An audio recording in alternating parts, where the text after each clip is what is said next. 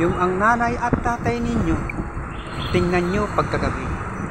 Kapag nakaupo yan sa lamisa, lalo't na't siya lang at nag-iisa at nakaganito, pansinin nyo, umiiyak yan.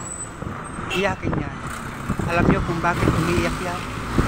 Saan niya kukunin yung damit ninyo, uniforme ninyo, pambili ng sapatos, at iba pa, marami. Saan niya ito kukunin? Yung baon ninyo, yung pang-araw-araw ninyo, saan niya ito kukunin? Samantalang ang ililing lang sa inyo, ano, simple lang, mag-ayos kayo mag-aral sa loob ng eskwela, sa paaralan niyo. Pero bakit yun lang? Hindi niyo pa may gawa.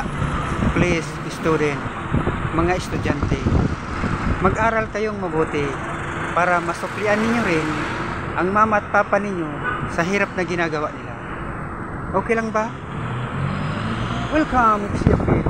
Maligaya kong harapin ang mura kong kabanata sa Xiapit. Ito ang nagdurang aking buhay, Xiapit, at akin ang kakalimutan ang noon na nagi kong buhay. Mga nauna at nauli kong nakaraan.